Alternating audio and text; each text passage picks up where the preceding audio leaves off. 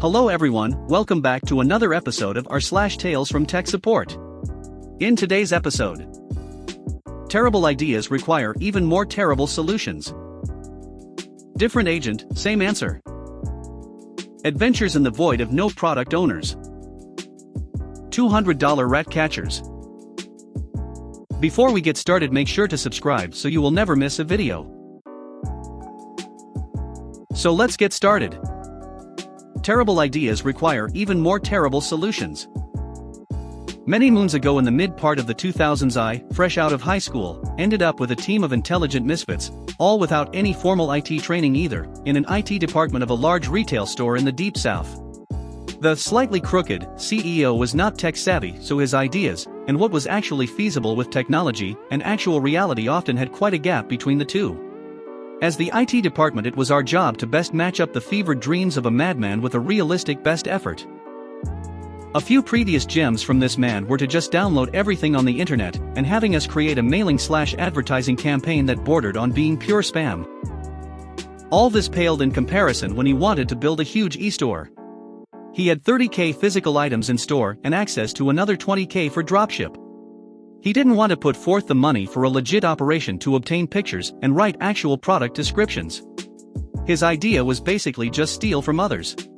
To be fair, it was more of a steal someone's stock manufacturer photos and their descriptions, and then have someone rewrite the description in their own words. A gray area all around, but we all needed the money. No one on the team knew how to code. None of us had ever heard of web scraping.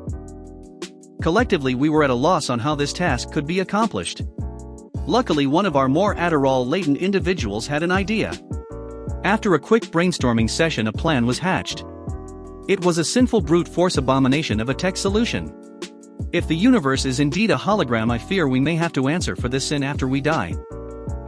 The plan was we would scout out a similar site carrying the same items our store did and figure out where they would store their image and description data for an item on the web page. Then we would make sure it was uniform for a few test items. We would create a script with keystroke and mouse position recording software to pull a URL with item code in it from an Excel sheet. Alt-tab to a browser window, paste the URL, wait for the page to load, save the image, copy the description to the Excel sheet and repeat until end of file. They then put this script on every available computer in the store. The team would stay after hours to set all the computers to run the script. The script would run all night and the data harvested in the morning. Many things were learned. Too many computers were used in the beginning and slowed the network down so much that it became more efficient to just run a bank of 10. Many large sites track the IP addresses making requests and will block your IP if it is exhibiting suspicious behavior. These blocks usually lasted 6 to 12 hours, since they can't rule out that someone is spoofing your IP address, and they might be blocking legit customers. Most importantly, a bank of 10 computers all hammering away at the same website with requests all coming from a very limited, possibly a singular, number of public IP addresses looks a lot like suspicious activity bordering on a failed, too small, DOS attack on your site. The solution, clunky and slightly error-prone as it was, worked, and we would be blocked after a few hours of runtime, but would just resume the next evening when the IP ban expired. The pictures were reviewed to verify they were stock looking, and the descriptions were edited. The website launched and worked fairly well. Sadly, the recession of 2008 ended the company and our sinful abomination was dismantled and forgotten. Knowing a rudimentary bit of Python now, I can only look back and laugh as I can accomplish the same things with a few dozen or less lines of code. Different agent, same answer. Hello friendos. Another day, and the forehead-shaped dent in my desk continues to grow ever larger. Today's story is about a man I'm going to call, for some modicum of privacy, Ken. Ken is about my age, so late 20s, early 30s. And he likes to repeat himself while not listening to others. A lot. Ken called the help desk about a week ago. Laptop is running really slow. Like, open an Excel sheet, go to the bathroom and get a cup of coffee, come back and it just opens slow. He's also getting some disk space errors every time he logs in. Being the helpful little drone I am, I remote in to look around, ready to run disk cleanup since he seems like the type to never empty the recycle bin. Oh, how wrong I was. My dude has less than 600 kilobytes of free space left on his C drive. That's kilobyte, with a K. after running disk cleanup. To be fair to the guy, he does have a smallish HDD for his job. It was a 250 gigabytes, but still 600 kilobytes. Apparently, he likes to save everything in the documents folder. I tell him there's not a ton I can do. He needs to delete some of the files on his computer, or better yet, move them to his company shared drive that has 1 terabyte of space with the option to go to 2 terabytes, so it's not like he'll fill that up anytime soon. After going in circles for a few minutes while he explains his issues with every single program he uses, it finally sinks in that maybe, just maybe, it's all related to having absolutely no free space on his C drive. He agrees to delete some stuff. I make sure to emphasize the importance of also emptying the recycle bin to actually free up space, and move some other things to his drive. Put a nice little bow on everything, close ticket, and forget about it, right? Since I'm making a post about it, that's a very wrong assessment.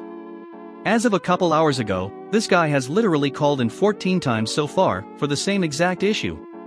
He's spoken to every one of us at the help desk multiple times, and he's gotten the same answer every time: delete and or move stuff. And he just won't. He hasn't even really tried. Last ticket we have, he was up to a whole 4 megabytes of free space. Best part? Someone eventually took pity on the guy and escalated a ticket to the on-site team to see about upgrading his HDD yesterday.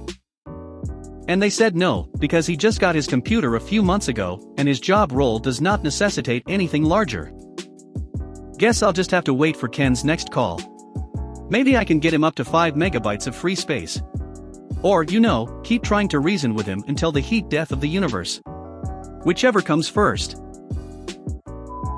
Adventures in the void of no product owners.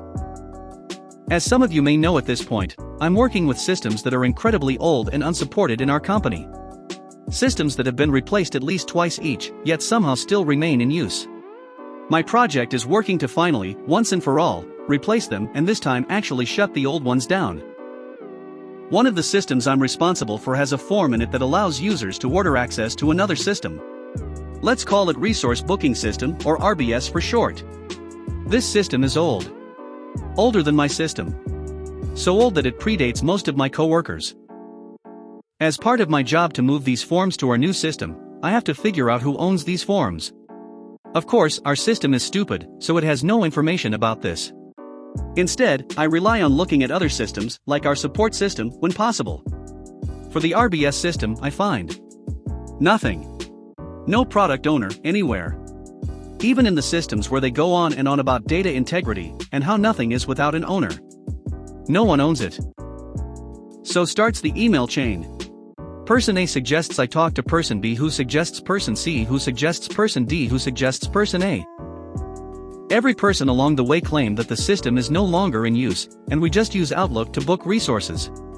Every person goes how when I tell them we've had about 30 orders for access in 2021 so far.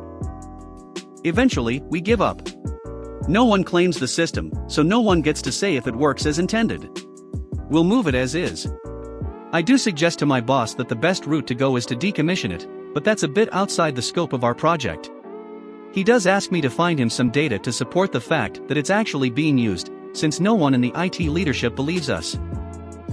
Turns out, the tool only works if you use IE8 or lower in the internal network.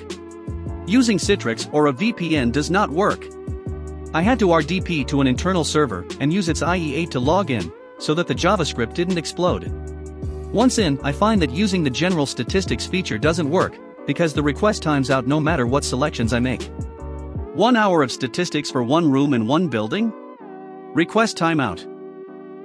I could however get statistics for each individual building using another feature. It takes about 3 minutes to get the data in a format that can't be easily exported, can be printed though, per room, per building. We have maybe 50 to 60 buildings, some of which have just as many rooms. I got my boss some stats for a few buildings that prove that the system is most definitely in use, and told him that if he needs complete data then expect not to hear from me for a month or 4 while I extract it one room at a time. He acknowledged this and promised that if we need complete data, I'm getting a team of people to help me extract it. Just for fun, I asked our host where the scripts and data for the RBS system was stored. That system is no longer in use. Could you please check user traffic? The system is in use, but we don't know where it's hosted. Okay then. I'm taking a nap, my brain is no longer functioning for the rest of the day. Please file a support ticket if you need my brain back up and running. $200 rat catchers. Simple story from the before times before Papa Nurgle visited the world, before I started working for investment banks, back when I was a computer technician for major metropolitan public high schools.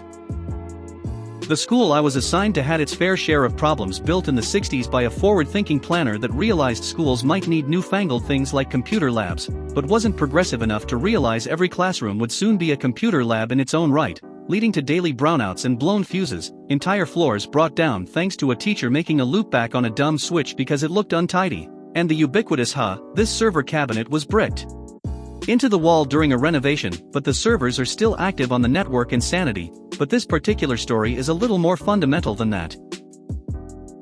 See, public schools have very tight budgets, and any excuse not to pay for something is taken as de facto doctrine.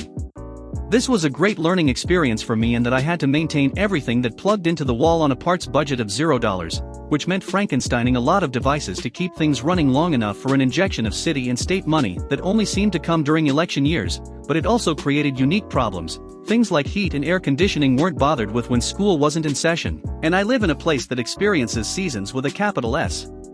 So, what happens during winter break? The heat gets shut off. The boilers are run only enough to keep the pipes from freezing, but things get downright frigid indoors.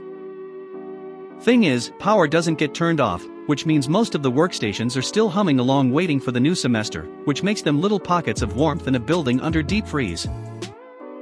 So, the first day of spring session brings a slew of complaints about PCs that won't boot, and also there's this odd smell in the classroom?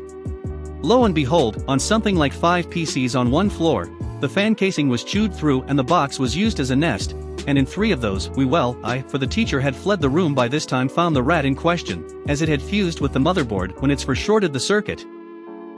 Moral of the story, start a campaign of extermination to rid the building of rather prodigiously proportioned rodents, owing to the health hazard they present to the students?